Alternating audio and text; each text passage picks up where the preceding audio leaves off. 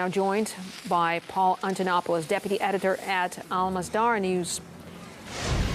Paul, thanks so much for joining us here on RT International. So, following today's gains made by government forces, we've heard the reports that the rebels have proposed a 5-day ceasefire in the city. Do you think that such a ceasefire can be implemented and, most importantly, abided by?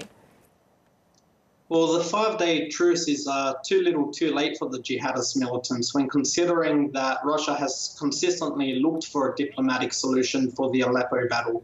In fact, the Syrian war as a whole. As recently as a few days ago, these same militant factions vowed that they would not surrender. So if they are not to surrender, then what is the purpose of a truce? A truce can only help the jihadist forces to reorganize, but unfortunately for them, their fate is already sealed in the battle for Aleppo. Now, it seems they legitimately want to be transferred away from Aleppo city and into the province's northern countryside. We need to remember this is the same countryside that is currently fighting ISIS and Kurdish-led forces. The northern countryside is also the site of a massive three-way battle between Kurdish forces, ISIS and Turkey and its backed forces. On top, you have the Syrian Arab army trying to liberate the town of Al-Bab from ISIS, which is also being sought after by the other two warring parties. So therefore, there is no real purpose to this truce or the proposed truce from the militant forces.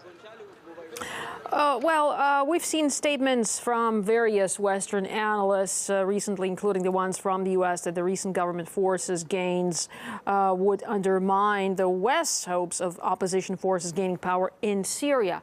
What's your take on that? Well, what the Western mainstream media analysts and politicians say about the situation in Aleppo cannot be trusted.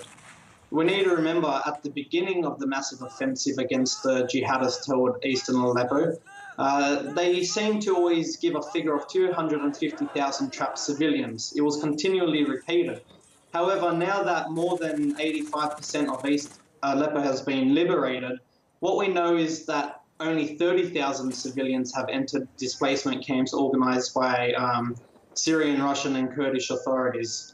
And in the remaining 20 to 15% of the jihadist-held Aleppo, there are 10,000 trapped civilians. This is a huge discrepancy from the propaganda statistics given by supposed experts in Syria. Therefore, we really need to question any sort of rhetoric that comes out of the West. Well, today, a Russian colonel died from wounds he received during rebel shelling on Monday. And the 2 Russian paramedics have also been killed in an attack on a mobile hospital a couple of days ago. However, we haven't seen much condemnation of this attack. Why do you think that is? Well, this comes from what I said earlier. There just seems to be a complete ignorance or dare I say, a complete blockage of any sort of rhetoric that goes against the supposed moderate rebels. We know this is only a myth and that really they're hardline in their views. Now, why the West would want to cover that? Well, I guess with Obama outgoing, it's just to cover the consistent rhetoric over the last 5 or 6 years that there's a legitimate moderate force. All right, Paul Antonopoulos, deputy editor at Al-Masdar News. Thanks so much for talking to us. Thank you.